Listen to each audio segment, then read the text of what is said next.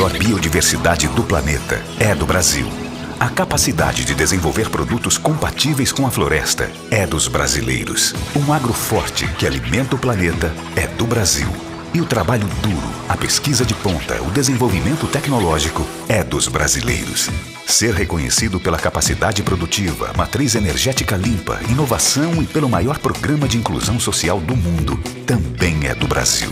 Assim como ser respeitado pelo talento que conquista o mundo é dos brasileiros. A Apex Brasil leva nosso país para o mundo todo, promovendo produtos do Brasil e o talento dos brasileiros. As exportações estão batendo recordes, trazendo os melhores resultados da história. Nosso país está indo cada vez mais longe e conquistando a posição que merece no mundo. É do Brasil, é sustentável, é para o mundo todo. Apex Brasil. Governo Federal, União e Reconstrução.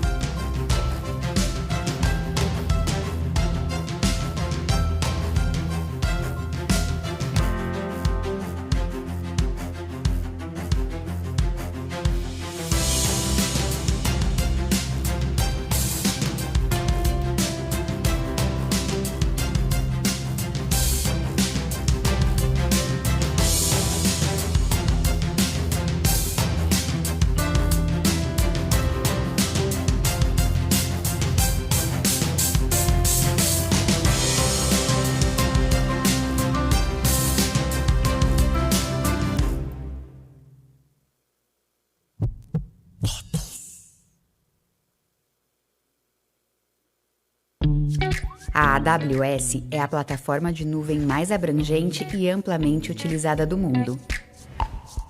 Organizações de todo tipo e tamanho utilizam a AWS para reduzir os custos, ficar mais ágeis e inovar mais rapidamente. A AWS fornece serviços tecnológicos sob demanda através da internet, com pagamento conforme o seu consumo. A AWS oferece mais serviços e mais funcionalidades do que qualquer outro fornecedor de nuvem. Isso faz com que ela seja mais rápida e fácil e tenha um melhor custo-benefício para migrar as suas aplicações para a nuvem e para criar qualquer coisa que possa imaginar. Com a maior comunidade de clientes em todos os setores de mercado, a AWS tem uma experiência incomparável e uma expertise em que você pode confiar para as suas aplicações mais importantes nos mais diversos e imagináveis tipos de uso.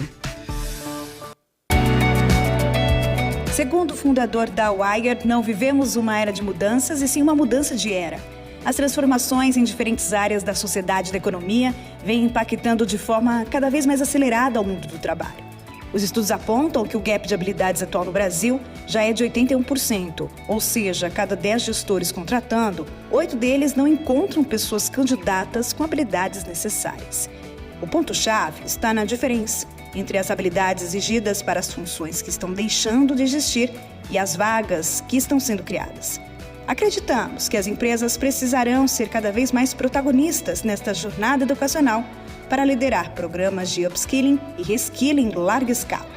E tão importante quanto a escala e o volume das pessoas impactadas é garantir que essas oportunidades cheguem às pessoas que historicamente tiveram menos acesso. Venha fazer parte desta jornada com a gente. A gente vai agora para a próxima mesa redonda, que tem como tema regulação, políticas públicas e inovação, o desafio de acertar o passo. Esse é um desafio global e precisa envolver sociedade, governos e empresas privadas. O que e como o Brasil e outros países estão fazendo nesta área?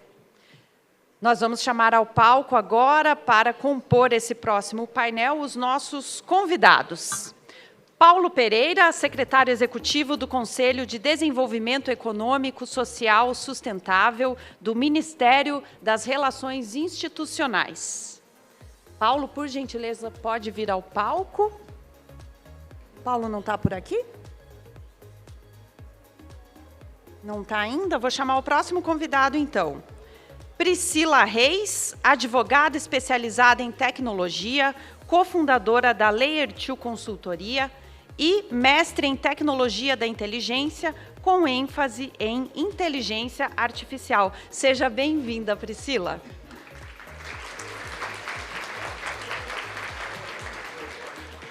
Convido ao palco também Eliana Imediato de Azambuja.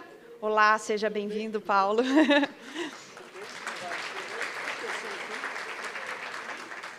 Convido Eliana Imediato de Azambuja, diretora interina do Departamento de Ciência, Tecnologia e Inovação Digital do MCTI, Ministério da Ciência, Tecnologia e Inovação.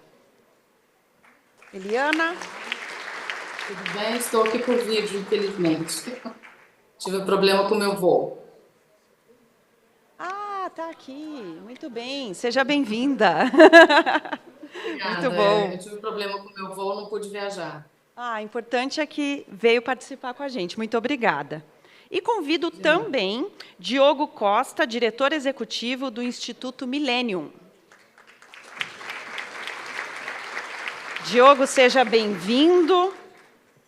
Para fazer a mediação aqui desse nosso painel, eu vou convidar o Andrei Gutierrez, vice-presidente e líder do Comitê Regulatório da ABS.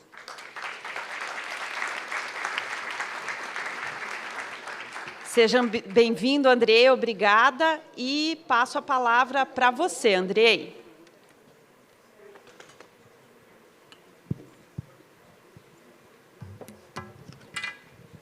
Bom dia, tudo bom com vocês? Vamos dar uma acordada, né? Todo mundo com fome. Esse painel aqui vai ser um desafio, né? Boa tarde. Não, ainda não almoçamos, né? Vai ser um desafio a gente conseguir acertar o passo aqui. Prometo que vamos ser pontuais aqui.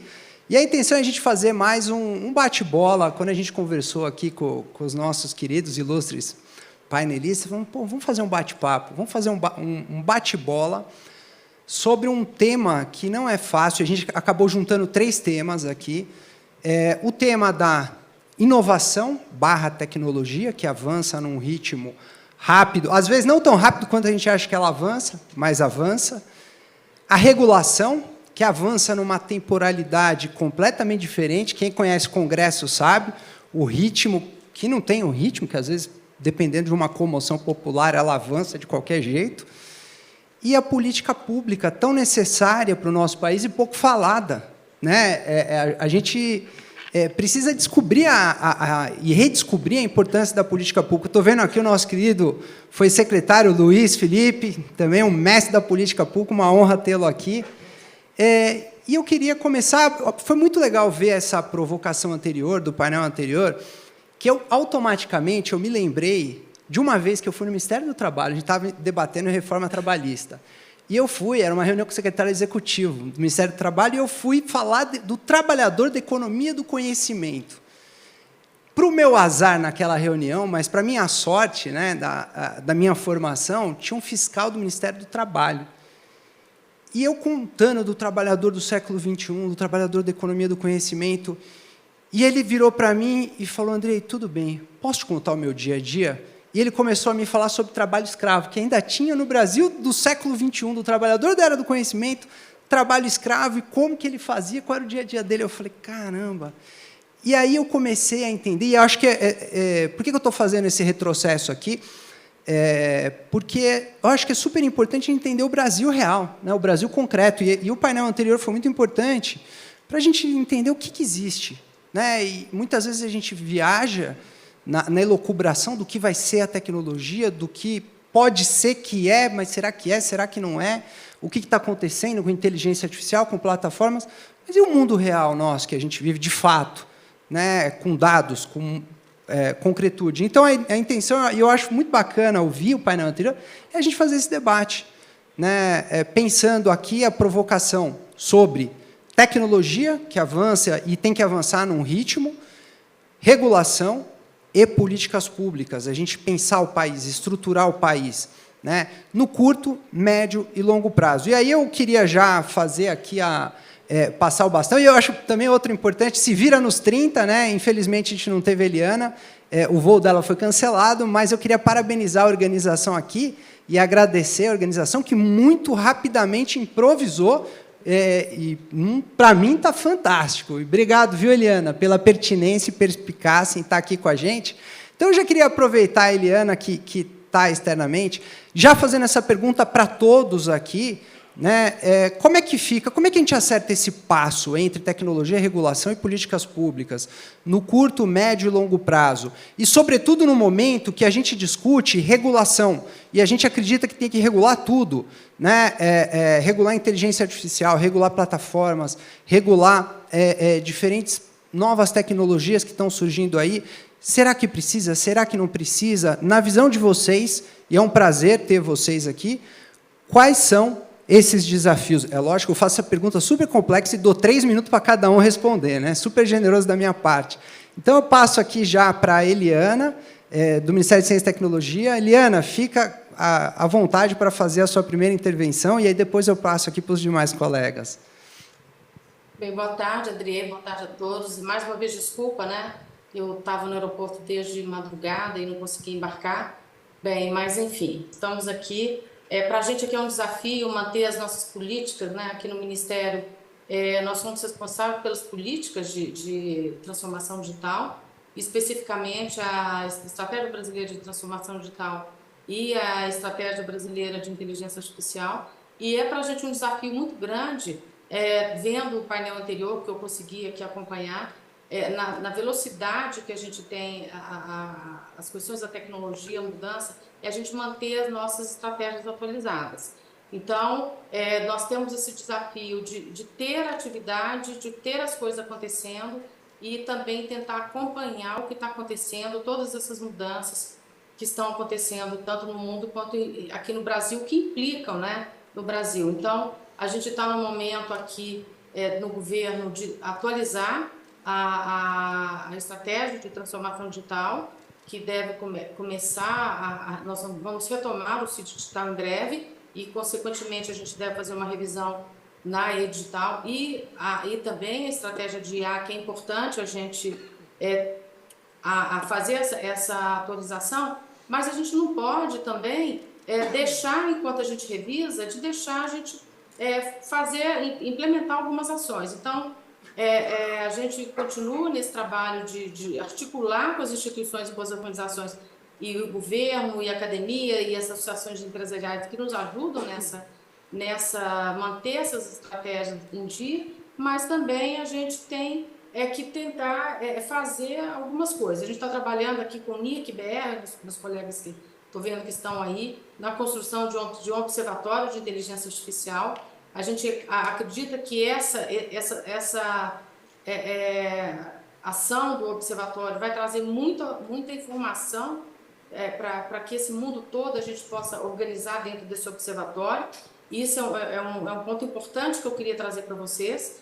E sempre, Andrei, tentar ter a colaboração, tanto do setor privado quanto da academia, que nos ajude sempre, né, dos nossos colegas do governo, a manter esse ritmo, né, de trabalhar na atualização das políticas e também conseguir ter algumas atividades que sejam primordiais acontecendo, como colocar recursos, né, nos editais e a gente tentar que a gente consiga direcionar a utilização dos recursos que vem agora com mais recursos do FNDCT, para que a gente possa colocar recursos onde a gente realmente precisa, como também utilizar nossos recursos aqui da lei de TIC, para que a gente possa também capacitar pessoas, que é um assunto que em todas as apresentações e conversas que a gente tem, a questão da educação, né, da capacitação de pessoas que sejam preparadas para esse ambiente que a gente está vivendo,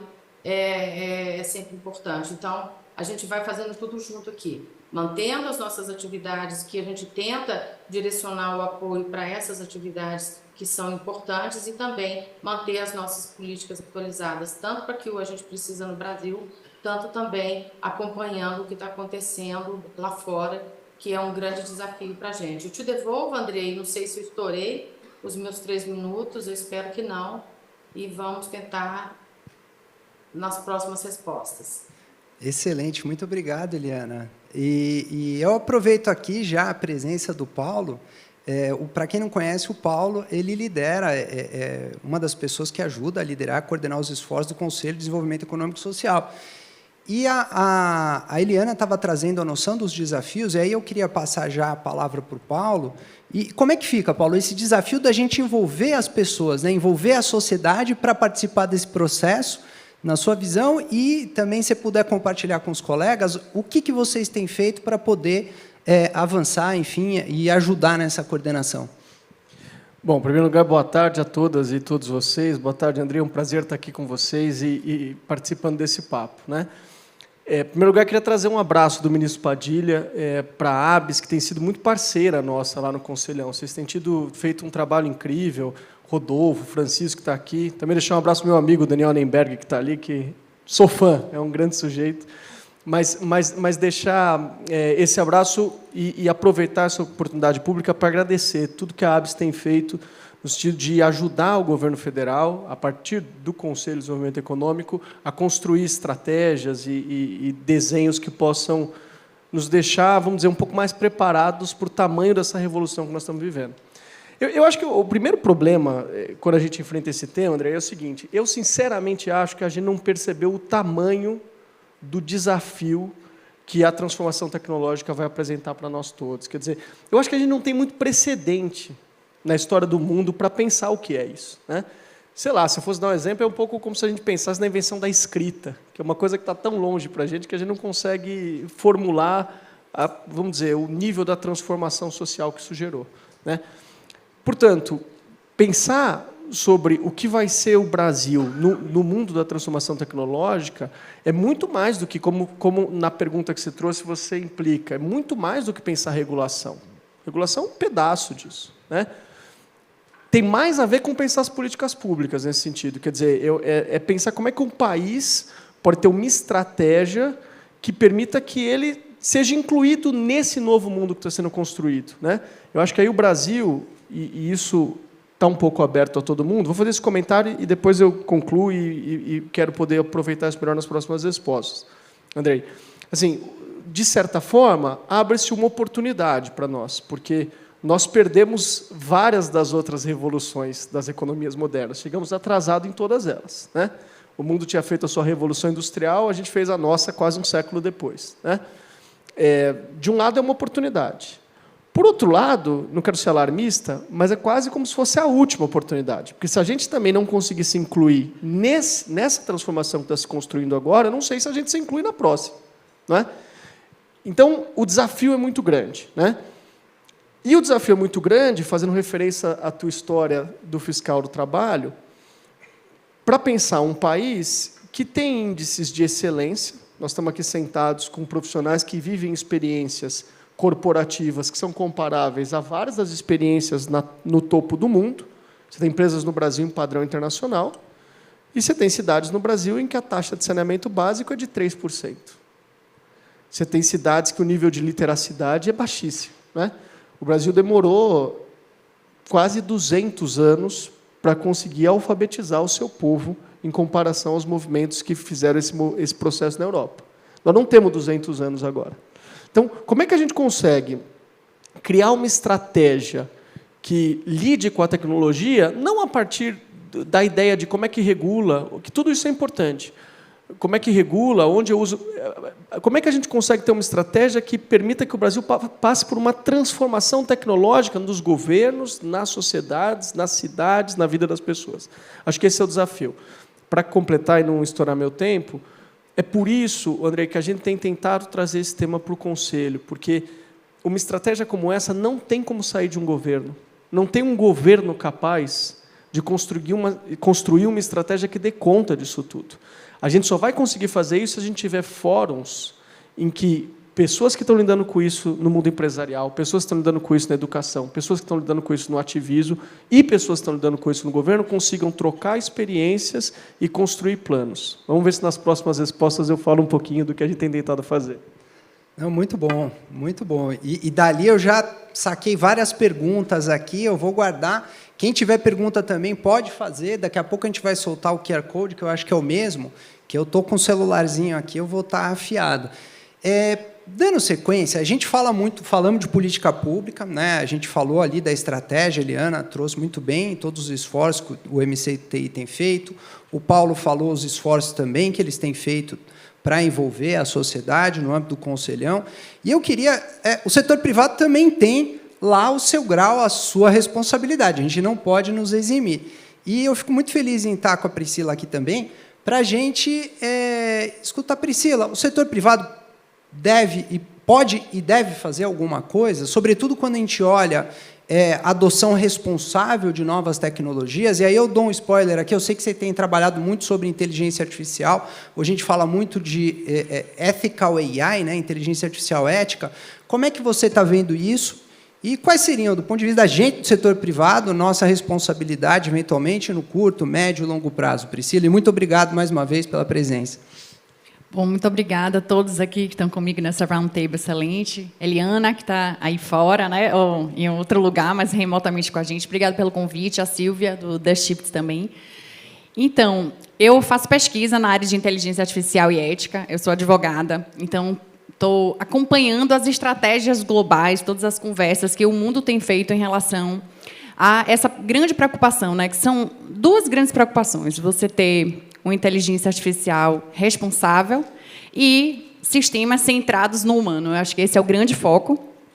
E aí, o setor privado, ele, claro, que não quer ficar para trás com todos os avanços que estão acontecendo, né? As empresas estão muito motivadas a já implementar a IA de alguma forma, aumentar a produtividade do seu time. Mas eu acho que tem que dar um passo para trás, embora seja um momento ideal, a gente, como país, né, como Brasil, a gente tem que estar avançando juntamente com os outros países também nessa conversa sobre IA. Como, por exemplo, essa semana teve um encontro no Reino Unido, e o governo britânico promoveu esse evento, chamado um evento AI Safety, e lá saiu umas diretrizes de Bletchley, né? E o Brasil, inclusive, é um dos 28 países signatários, juntamente com os Estados Unidos, com a China, e até a União Europeia, todos os países membros da União Europeia, que buscam realmente unir esforços em prol de uma inteligência artificial ética e responsável, só que considerando as especificidades de cada país, né?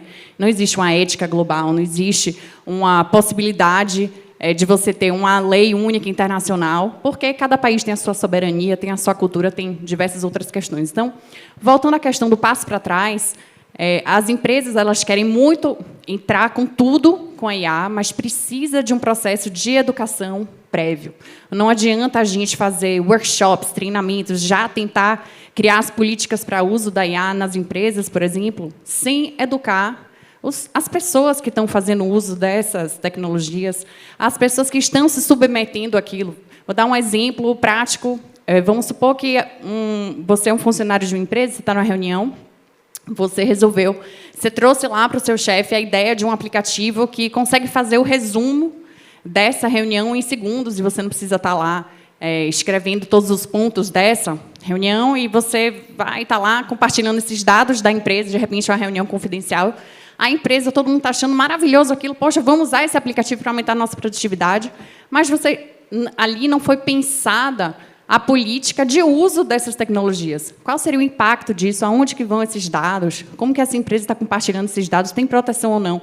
Então, a ideia está muito hoje com a questão do ChatGPT, essa corrida de uso da IA, todo mundo querendo andar, não querendo ficar para trás, mas precisa ter uma educação, a gente precisa acompanhar o processo regulatório, entender melhor como que o Brasil vai implementar a estratégia brasileira de inteligência artificial, como que a gente vai avançar no projeto de lei 2338, que sempre está sendo debatido. Então, a gente tem que acompanhar. Eu acho muito difícil o Brasil ser o primeiro a sair na frente, porque a gente não é a gente não está nesse rol das grandes empresas desenvolvedoras de inteligência artificial, mas, com certeza, a gente, como país, está seguindo uma excelente linha, a gente não quer ficar para trás, e a gente está acompanhando, eu acho que a gente está no caminho certo. Muito obrigado, Priscila. E eu aproveito aqui na esteira aqui das perguntas, a gente tem o prazer de ter o Diogo aqui. Hoje ele está falando pelo terceiro setor aqui, né, no âmbito da sociedade civil, mas quem conhece o Diogo sabe a rica trajetória que ele tem como acadêmico no setor privado, no governo, e tem um olhar privilegiado, sobretudo quando a gente vê as questões das regulações, e ele está acompanhando bem de perto como o cenário internacional tem se desenvolvido. Eu queria pegar um pouco aqui e fazer essa pergunta. Diogo, como é que você tem visto muitas vezes a gente, do nosso lado do setor privado, a gente tem pleiteado uma regulação responsiva, autorregulação regulada. Como é que você tem visto esse debate nas diferentes tecnologias, ou pode ser na inteligência artificial, tendo em vista os benchmarks globais, os esforços que tem tido lá fora e aqui dentro? Diogo? Obrigado. Bom, também desejar aqui a boa tarde para a nossa plateia e para os meus colegas aqui de painel. E, de fato, o que a gente consegue ver é como que existe um problema de pacing, né, que você estava falando aí no começo do passo, né? O pacing da tecnologia e o pacing do governo. A tecnologia vai num pacing exponencial, mas regulações, legislações vão num pacing incremental. E se a gente permitir que exista um gap muito grande a partir de uma lógica de comando e controle, o que a gente vai fazer é colocar o Brasil, como vocês estão falando aqui, o Brasil fora, talvez, dessa grande mesa de transformação digital que a gente vê se montar. Então, existe uma possibilidade do Brasil, né, aproveitar o que a gente chama de arbitragem de inovação, né, Innovation Arbitrage, de você ver exatamente como que os outros países estão se posicionando e não apenas copiá-los, mas ver como que o Brasil tem vantagens em relação a outros tipos de legislações e regulações para conseguir aproveitar, né? Nós somos um país em desenvolvimento, nós somos um grande mercado, nós somos um mercado digital. A gente viu no passado como que o Brasil olhou para outros países e tentou emular. A gente viu, por exemplo, a Europa com a GDPR, a GDPR, né, a inspiração da nossa LGPD, tem pelo menos um estudo mostrando que depois da GDPR, a inovação em software, né, estamos aqui numa associação de software, na Europa caiu em 40%. Ou seja, você tinha 100 aplicativos entrando por dia nas lojas de Google e Apple, você passou a ter 40. O Brasil poderia ter se aproveitado melhor dessa posição de arbitragem. A gente talvez não tenha tido essa estratégia lá atrás. A gente tem tido mais uma estratégia de emulação do que uma de competição. Então, acho que o Brasil, e as falas aqui eu acho que apontam muito para isso, tem que se ver. Nós somos uma economia em desenvolvimento, uma grande economia, um mercado emergente. Como que a gente consegue se posicionar? E se a gente tem esse problema de pacing, né, em vez de a gente olhar para o hard law como a nossa solução, a gente tem que olhar muito mais para um soft law, como você estava mencionando, né, Andrei? Existem, eu acho que, algumas inspirações nesse sentido ao redor do mundo. O Departamento de Comércio americano é uma, por exemplo, que tem olhado para outros certificadores e trabalhado junto. A gente tem a ISO, tem a ACM, tem a IEE. Como que essas padronizações podem, na verdade, deixar a nossa regulação mais inteligente. E aí a gente, o Silvio Meira falou de Open Innovation, a gente tem que pensar também em Open Regulation. Como que a gente consegue utilizar de um ecossistema que é ativo, que é dinâmico, que é exponencial, para que esse ecossistema possa ensinar também o governo a ter uma regulação maior, em vez de você pegar apenas um recorte ali de especialistas e acreditar que ali você consegue ter um plano para os próximos 10 anos. É a cascata da regulação. Precisa ter um processo muito mais iterativo. Uma autora que eu volto a ela escreveu um livro em 98 chamado Future and Its Enemies, O Futuro e Seus Inimigos, a Virginia Postel. Ela coloca como, talvez, o grande diferencial do governo do século XXI, a capacidade de aprendizado. A gente tem outros grandes valores, liberdade, justiça, mas a capacidade de aprendizado te coloca numa posição de humildade. Significa que, com certeza, você vai saber muito mais daqui a 5 anos do que você sabe hoje. Como você se prepara para aprender durante 5 anos, em vez de se colocar numa posição de muita autoridade e tentar controlar o futuro. Por isso que são os inimigos do futuro, são aqueles que tentam controlá-lo, em vez daqueles que tentam aprender com o futuro. Muito bom. Eu vou voltar aqui e fazer uma provocação para vocês. Pensando aqui, eu estou pensando, ouvindo as intervenções de vocês, e e, sobretudo, inspirado por esse debate de inteligência artificial, a gente começou a ver... Eu falo que, pós o ChatGPT, aí a generativa, foi um tsunami, né? Ali, dezembro, janeiro, março...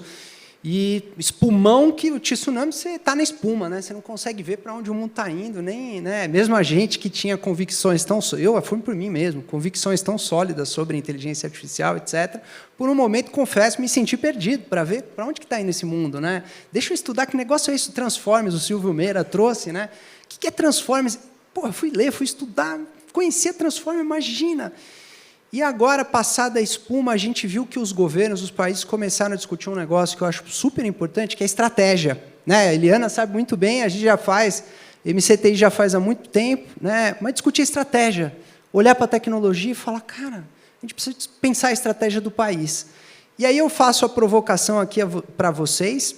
Né? É preciso a gente ter uma estratégia de nação para a era digital, né? E já pegando o gancho aqui do Paulo, com participação, com o gancho também do que o Diogo trouxe, com a gente estimular ali, já que o PACE é diferenciado, estimular uma abordagem de soft law. Não sei. Eliana, já volto aqui a palavra para você.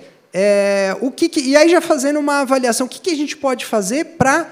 E aí, pegando aqui, para a gente ter um movimento nacional em defesa, né, de uma estratégia brasileira, de uma estratégia nossa, para a gente ter um projeto de nação inclusivo, que vai se desenvolver tecnologicamente, que vai buscar, né, equalizar esse Brasil concreto, que é o nosso Brasil de carne e osso, né, que a gente conhece, mas que é um Brasil que não nasce no vazio, né, um Brasil que já tem leis, regulações, instituições. Muitas vezes a gente acha, do setor de tecnologia, a gente quer inventar a roda, né, quer inventar uma nova lei.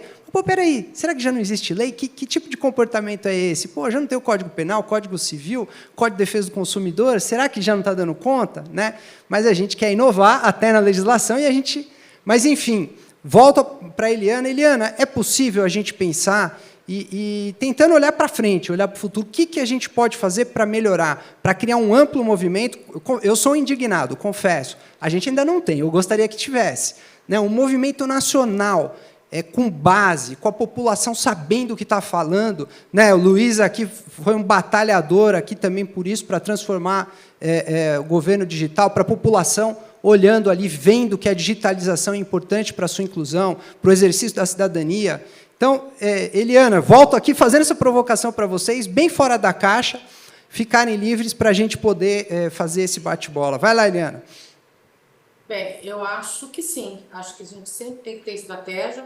Como eu falei da primeira vez, eu acho que a gente tem que ter estratégia, saber para onde que a gente vai, mas a gente também tem que ficar fazendo com que as coisas aconteçam. Né? A gente tem que adaptar essas estratégias, elas têm que ser ágeis para que a gente possa... atualizá-las sempre. Então, a ABS, por exemplo, participa com a gente já há algum tempo, desde a criação e desde o começo da IBIA.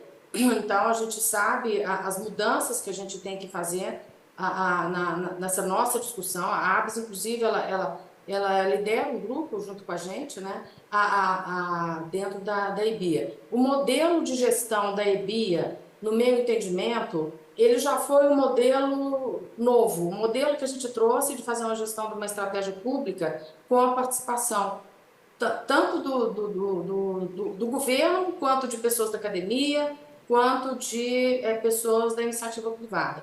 Eu concordo com você, André, que a gente tem que ter um movimento sempre participativo. Eu acho que essas estratégias que a gente tem feito aqui, elas têm que ter essa discussão, porque o pessoal do governo, com o pessoal de fora, com o pessoal da academia, com os especialistas, que consegue trazer para a gente o que é preciso ser feito. E a gente precisa também dessas instituições para que leve para fora o que essas estratégias estão fazendo. Você falou aqui na estratégia de governo digital. Ela é um exemplo.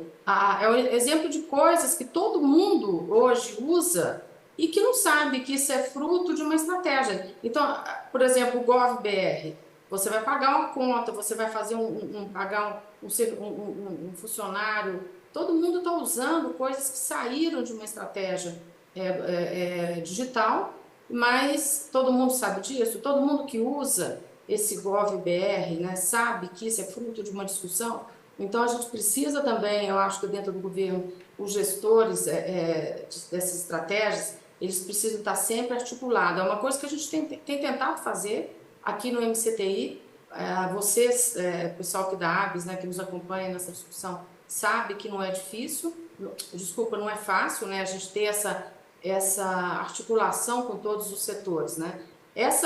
A retomada da estratégia brasileira de transformação digital, a gente tem discutido com a Casa Civil para que a gente tenha esse modelo, né, na retomada de trazer a sociedade também para discutir a estratégia. E eu acho que se a gente conseguir nessa retomada da edital do sítio digital agora, que a gente conseguir trazer um modelo mais participativo, como a gente tem feito dentro da estratégia de IA, a gente vai conseguir um pouco disso que você falou, Andrei, da gente ter um grande movimento com a participação da sociedade de uma maneira que seja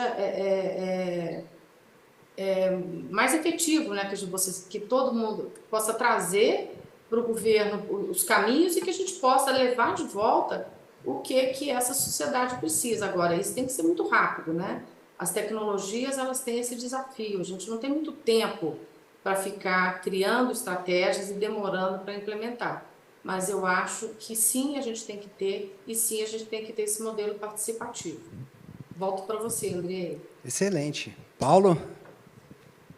E depois eu vou intercalar a pergunta do público. Aqui já estão chegando algumas. Vou tentar dar uma intercalada para a gente aproveitar o tempo e explorar ao máximo aqui né, os nossos palestrantes. Vai lá, Paulo. Valeu, Andrei. Olha, eu acho que esse é o ponto. Sinceramente, eu acho que essa é a questão.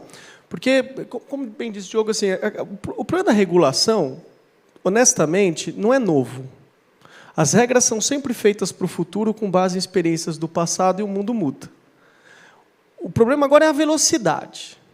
Mas o direito tem soluções para isso. Você tem uma série de campos em que você tem conselhos que trazem gente da sociedade, você tem campos que se autorregulam, tem soluções para isso. O problema é da estratégia, né? Porque, vejam, eu acho que isso que é o que nós tínhamos que pensar mais como Brasil. Assim. É lógico, você olha para tudo que os Estados Unidos fizeram lá na costa oeste, é uma coisa impressionante e é um processo de décadas, né? Mas existem players na tecnologia hoje que não tinham essa condição 20 anos atrás. E conseguiram fazer, né? O exemplo mais óbvio, que é o exemplo chinês, a China não é mais a grande manufatura do mundo. Eles mudaram, tem um ganho qualitativo na capacidade de inserção dos chineses no mundo. Por que não nós? Por que o Brasil não vai fazer parte desse pequeno clube, né? Para fazer isso, a gente precisa de uma estratégia, que tem alguns desafios grandes. Mas a primeira coisa é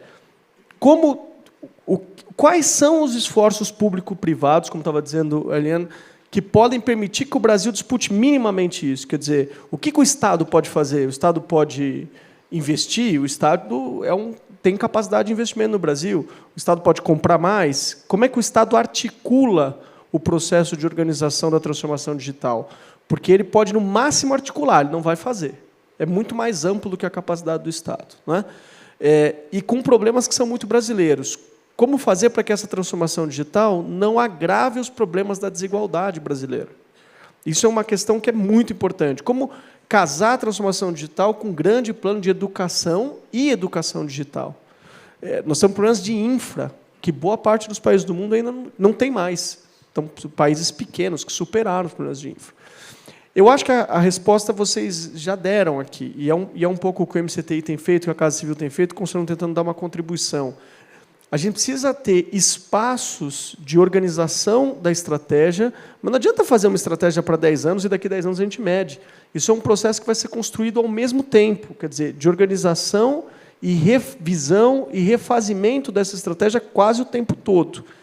E o mais importante sobre isso, não dá para abrigar uma estratégia, uma iniciativa como essa, só no ambiente público. A gente vai ter que construir canais de interlocução entre o público e o privado, né? Para pensar investimento, para pensar setores, para pensar regiões e, essencialmente, eu acho que essa é a grande questão. Tem duas questões importantes para encerrar. Primeiro, o Brasil tem condição de se inserir entre os países que farão essa virada? Eu acho que tem. Mas a segunda pergunta, que no caso brasileiro é muito difícil de responder. O Brasil tem condição de fazer isso sem permitir que esse seja um novo fator de desigualdade no Brasil, que aprofunde ainda mais as desigualdades brasileiras? Acho que isso é uma questão que tem que estar no ponto de partida da nossa reflexão.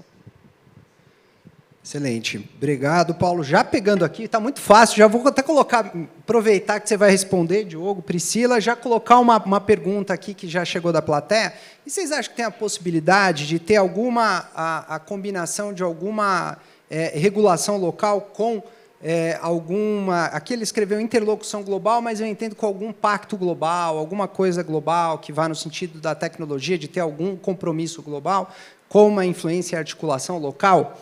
É interessante a gente começar a ver sempre esse... Quando eu olho, sobretudo em estratégia, eu penso na inserção nas cadeias globais de valor. Mas agora a gente já está vendo também movimentos de estados buscando o que eu acho muito bom, uma harmonização, pelo menos o que a gente vai fazer, pelo menos do ponto de vista regulatório, do ponto de vista de estímulo. Estados Unidos já queimou a largada, semana passada, já foi largando. Uma das medidas que a ordem executiva do Biden adotou foi reduzir a burocracia para a imigração de especialistas de inteligência artificial. A gente ainda nem parou para pensar qual vai ser o desafio disso para quem aqui usa especialistas em inteligência artificial, se vai perder essa mão de obra ou não, e o que a gente vai fazer como empresa e como país. Também, mas aí fica essa provocação aqui, mas vai lá, eu estou aqui mais como moderador, Diogo e depois Priscila. Essa provocação é muito boa. Eu vou começar pegando um ponto do Paulo aqui, que é como que a gente olha para o país que a gente está. E a gente vê os problemas que nós temos, pobreza, desigualdade, no painel anterior falaram ausência de saneamento, e como que a gente usa essas tecnologias em benefício e não em malefício da nossa sociedade.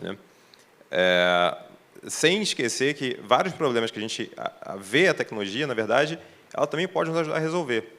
Então, teve acho que um estudo que muita gente aqui já deve ter ouvido falar sobre como que a Amazon utilizava algoritmos que, na verdade, privilegiavam homens em relação a mulheres em contratação, no RH. Mas como que se descobre que existia também esse tipo de viés? Você descobre pela própria tecnologia. E vários viéses humanos a gente hoje percebe, porque, assim, vamos ser honestos, vocês acham que a discriminação favorecendo homens em relação de mulheres, setores de tecnologia, começou com o algoritmo da Amazon? Não começou. Tem um levantamento nos Estados Unidos mostrando decisões de juízes para acatar pedidos de asilo. Teve por exemplo, que viram que para colombianos tinha um juiz que negava 88%, o outro negava 3%. Mas hoje você consegue ver essas discrepâncias usando a tecnologia, e até para a gente identificar vieses. Então, assim, a tecnologia, a gente olha para os riscos, mas a gente tem que olhar também para as soluções que ela nos traz. A regulação da ANAC americana, a FAA, a Administração Federal de Aviação, recentemente eles lançaram guidelines de regulação que eu acho que são muito interessantes, porque eles olham para a história da aviação nos Estados Unidos, eles veem que eles colocaram ali um espectro regulatório. O espectro da irresponsabilização, que ninguém é responsável, e teve um período da aviação americana que chegou a esse ponto, e tem um espectro da regulação excessiva. E na regulação excessiva eles viram que a própria segurança da aviação diminuía, porque as inovações que melhoravam a inovação não iam para frente, porque elas também eram barradas pela regulação. Agora, por exemplo, na discussão nos Estados Unidos, uma delas está sendo tida, é como que algumas regulações ambientais prejudicam o meio ambiente, porque você não está conseguindo fazer a transição energética na velocidade necessária, porque o licenciamento ambiental impede que usinas solares e eólicas sejam colocadas, e não é nem por erros muito graves, é porque aquilo ali te dá um espaço para judicialização, vai alguém, um NIMB, alguém que não quer uma construção ali perto, e aí judicializa, é um documento de 900 páginas, e alguma coisa ali você consegue detectar. Então, a gente tem que olhar também para como que a tecnologia pode nos ajudar com problemas crônicos do Brasil. A capital humano, que é um dos pontos do Biden, que você falou agora das EOs dele. O capital humano americano, parte dele a gente tem que trazer os melhores cérebros. Uma coisa que a gente tem que pensar é como não deixar esses cérebros fugirem, e irem para os Estados Unidos. Ou seja, que tipo de regulação que a gente mantém essas pessoas, nossos empreendedores, nossos intelectuais, nossos acadêmicos, no Brasil, ajudando também o Brasil a se tornar mais competitivo. Então, colocar-se nessa estratégia geopolítica global e ver como que a tecnologia pode ajudar a resolver os problemas, e um problema de um país em desenvolvimento como o Brasil, é fundamental. Muito bom, Diogo. Priscila? Então, seguindo um pouco essa linha do open regulation, né? Que a gente vai estar sempre vivendo esse impasse sobre a regulação e a inovação. Então, eu acho que o país tem que entender muito qual é o trade-off que ele está disposto a ter, né? No caso, por exemplo, do Japão. O Japão, que é um país pequeno, que não era um país expressivo em relação à produção de inteligência artificial, empresas de inteligência artificial, resolveu informar publicamente que ele vai adotar a ideia de que, por exemplo, dados usados para treinamento dos sistemas de IA generativa não têm proteção de copyright, né? Não tem.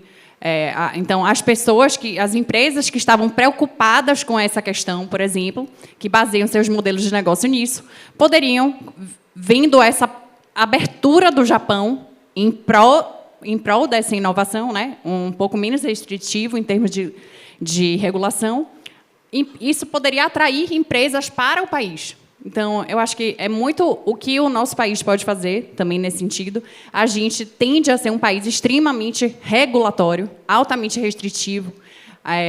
O Brasil se espelha muito, por exemplo, nesse projeto de lei de inteligência artificial, se espelha no AI Act, que é o projeto da União Europeia, que tem uma tendência, que a gente observa lá do GDPR, tem uma tendência de ser altamente restritivo e protetivo, né? Garante muitos direitos, só que você tem esse trade-off, né? Dá no ponto que a gente está no Brasil, necessitando de tantos avanços e tendo essa oportunidade única, talvez, da gente seguir o mesmo passo dos países também que estão engatinhando na evolução da inteligência artificial. Então, se a gente restringe muito, a gente não consegue avançar. Vou dar um último exemplo rápido. Nesse mesmo projeto de lei, tem uma parte que fala dos sistemas de risco excessivo, dos sistemas de alto risco, né, que o nosso projeto de lei é baseado nessa abordagem baseada em riscos. E ele coloca como um exemplo de sistemas de alto risco todo e qualquer sistema de IA produzido para a saúde. Então, qualquer sistema de IA que seja usado na saúde seria considerado um sistema de alto risco. E, de acordo com o projeto de lei, se ele for, eventualmente, aprovado do jeito que ele está, né, se ele seguir do jeito que ele está, ele é altamente restritivo para as empresas que, eventualmente, produziriam um sistema de IA para a saúde. Então, teria uma série de obrigações para essas empresas que poderiam implicar em maior custo para o desenvolvimento daquele projeto, maior risco e maior necessidade de cumprimento de regras e obrigações, o que pode atravancar, né, impedir essa inovação no setor da saúde, aliada à tecnologia, com mais rapidez e que, se você for analisar até a própria estratégia de inteligência artificial brasileira, coloca a IA na saúde como um dos pontos muito relevantes e essenciais. É um dos caminhos que a gente poderia avançar muito. Então, se a gente já vem com a regulação, né, ou ainda que seja como um projeto já restritivo para isso, muito dificilmente a gente vai estar trazendo empresas que estejam querendo desenvolver isso aqui no nosso país, porque você vai dificultar o trabalho delas, né? Você vai trazer mais obrigações e mais custo. Então, eu acho que o país tem que ver qual é o trade-off. Será que vale a pena, nesse momento, que a gente não pode perder essa oportunidade de crescer, será que vale a pena a gente manter essa linha tão restritiva, tão protetiva? Será que não é a hora da gente afrouxar um pouquinho esse cinto e seguir num processo mais de open regulation, tentando trazer mais investimento nesse setor para o país? A gente, em vez de talvez ser tão restritivo, a gente focar em educação para a gente ampliar o conhecimento das pessoas sobre inteligência artificial. Aí a gente bate naquela questão do nosso país que está em desenvolvimento, e a ONU, não é um dado exatamente atual, né, não é de 2023, mas de 2021, que falava, na época, que 1/3 da população mundial não tem nem acesso à internet. Então, se você considera que 1/3 da população não tem acesso à internet, se a gente está falando que todo o nosso desenvolvimento econômico, tudo isso vai estar baseado nessas tecnologias de futuro e que praticamente todas elas exigem um acesso à internet, como que a gente pode diminuir esse abismo social e tentar fazer o nosso país crescer num passo diferente, aproveitando esse momento tão oportuno para que a gente possa se desenvolver e estar também com essa tecnologia como um dos nossos focos. É isso. Muito bom. Onde que eu assino aqui nesse posicionamento? Muito bom, muito obrigado, Priscila. Infelizmente, a gente está caminhando para o final aqui. Antes que o pessoal comece a puxar minha orelha ou a sala comece a esvaziar, a gente vai tentar terminar no horário.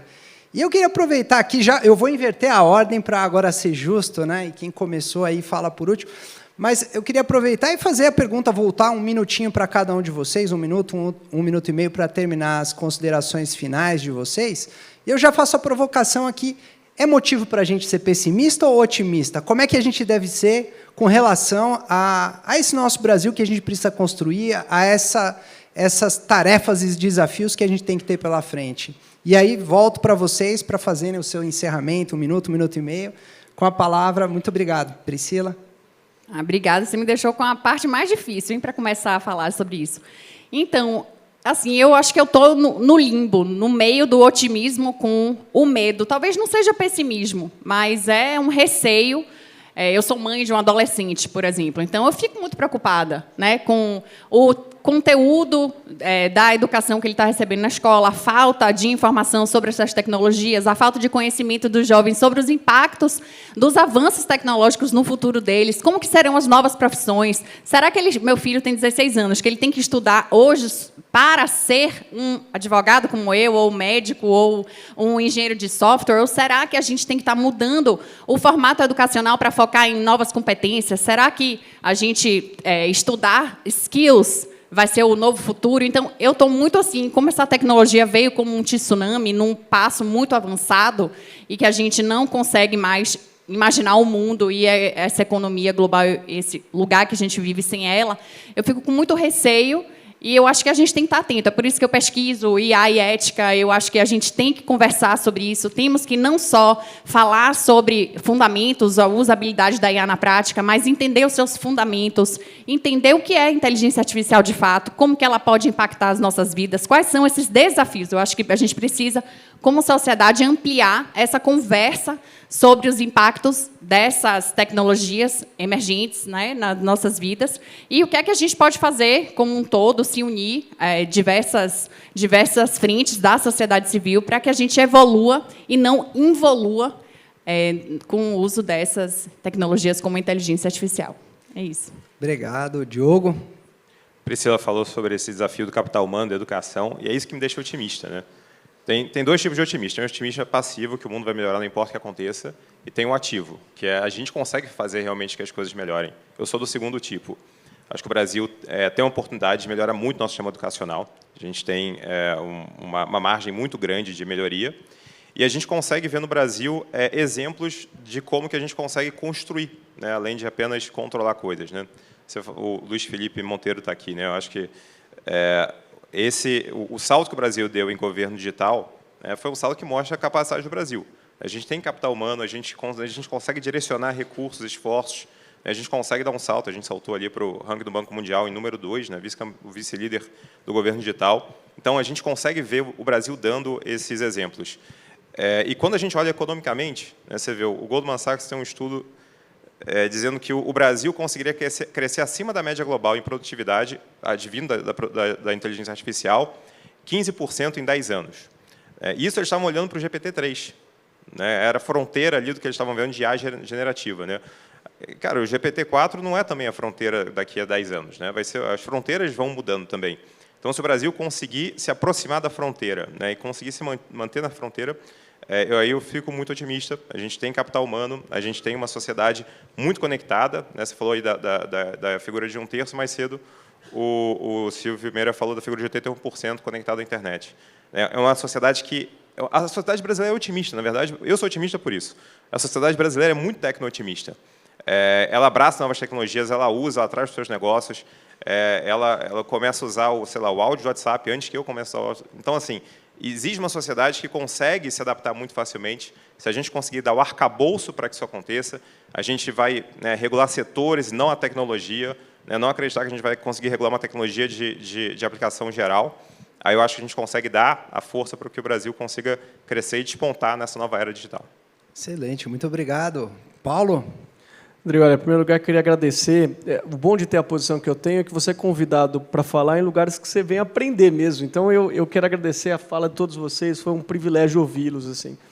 Eu estou um pouco na linha que vocês construíram, não tenho nada muito novo a acrescentar. Duas coisas finais. Primeiro, eu acho que você está muito certo, o Diogo Priscila falou um pouco disso também, que é, nós estamos diante de uma situação, entre aspas, neutra. Quer dizer, a gente pode fazer grandes coisas com esse mundo em transformação, ou podemos fazer péssimas coisas também. Podemos piorar os nossos problemas se a gente não souber lidar com isso. Eu, particularmente, acho que, como sociedade, quando você olha um pouco para o mundo, a gente está um pouco aquém do desafio. Como sociedade, como governo. Eu não vejo, nas pessoas que estão preparadas para isso, talvez eu vou fechar com essa marca, André, um pouco da ousadia que a gente precisaria ter agora como país. Eu acho que o Brasil perdeu um pouco a crença em si mesmo, faz algumas décadas. Acho que a gente desistiu dessa coisa de ser um país grande. Você conversa com as pessoas até os anos 60, 70, tinha uma crença que o Brasil poderia ser uma das grandes potências mundiais. Isso se perdeu. É muito comum isso. Quem conversar com pessoas de 80, 90 anos, que lidaram um pouco com o poder público, foram grandes empresários, muita gente achava que o Brasil ia ser a grande potência mundial. As condições nós temos. A gente perdeu um pouco, acho que, a ousadia, a capacidade de acreditar nisso. Isso não vai sair do governo, isso não vai sair da sociedade, mas a gente precisava reconquistar, eu acho que, a vontade de fazer com que o Brasil não fique para trás nessa transformação. Unindo governo e sociedade, com todas as dificuldades, mas tendo a ousadia de pensar, por que não nós? Se vários países que estavam fora do mundo do capitalismo 50 anos atrás chegaram, por que nós não podemos fazer isso? É isso, André. Obrigado pelo convite. Excelente provocação, excelente consideração, eu acho que é isso mesmo. Né? Eu assino embaixo, a gente construir, né, grandes movimentos e sonhar, né, Paulo? Eu acho que talvez a palavra é essa, né? Sonhar inconformados, né? Somos inconformados, queremos, vamos fazer, né? Temos muitos desafios, talvez, mas eu não sou aqui para palestrar. Vai lá, Eliana, suas considerações finais. Bem, Adri, eu sou otimista. Acho que eu tenho aqui pelo Ministério da Ciência, Tecnologia e Inovação a oportunidade de participar de muitos momentos de cooperação internacional, tanto de fóruns como a OCDE, Unesco, ONU, como também cooperações bilaterais. Então, essa participação nessas cooperações internacionais, elas trazem para mim esse otimismo, porque nessas discussões o Brasil não está muito para trás, muito pelo contrário. Os países, as instituições querem muito colaborar com o Brasil, então eu sou sempre muito otimista. E a gente estava aqui numa mesa, num painel para a gente discutir, né, a transformação digital, e como sempre, agora a gente sempre tem a discussão levada para a inteligência artificial, né? Então eu queria dizer que a gente está tendo ações aqui bem fortes em saúde digital, em parceria com o Ministério da Saúde, em governo digital. A gente tem trabalhado também muito ainda com o Ministério, o MGI, onde países como a Alemanha, por exemplo, ficam assim, muito impressionados com o estágio que o Brasil está nessa questão do governo digital. A gente tem participado de muitas discussões de Open Run, de semicondutores e também a inteligência artificial. É importante também dizer também motivos que me trazem, deixam eu ser otimista, que agora o Brasil vai presidir o G20, né? E a gente tem um dos itens que é economia digital. Nós temos o ponto de governo digital, de conectividade, eu sempre esqueço e também a questão da discussão de plataformas e a questão da inteligência artificial. O Ministério vai liderar a pauta de discussão no G20 de inteligência artificial e vai ser um momento onde a gente vai poder trazer muita coisa para a gente discutir aqui no Brasil nessa questão do G20. Então, eu sou otimista, sempre sou, né? E acho que nesse momento também, acho que a gente tem que levar nossas estratégias para o melhor caminho, fazer as nossas parcerias, continuar sempre trazendo mais discussão, mais instituições. A gente tem um conhecimento muito grande aqui no Brasil que pode nos ajudar nesse direcionamento. E concordo aqui com todo mundo quando fala que o grande problema, um dos maiores problemas, é a questão da educação. A gente nunca pode deixar de focar nisso, a questão da capacitação de pessoas, da educação básica, essa preocupação, né, para onde meu filho vai estudar, o que ele vai ser, as profissões. Então, isso é um tema que a gente tem que estar sempre trazendo para as nossas discussões. Então, Adriê, eu volto aqui para você, sempre otimista e sempre esperando que a gente conte com todos vocês aqui nessas discussões, como sempre a gente tem feito aqui desde que a gente começou a trabalhar nessa questão da transformação digital. Obrigada.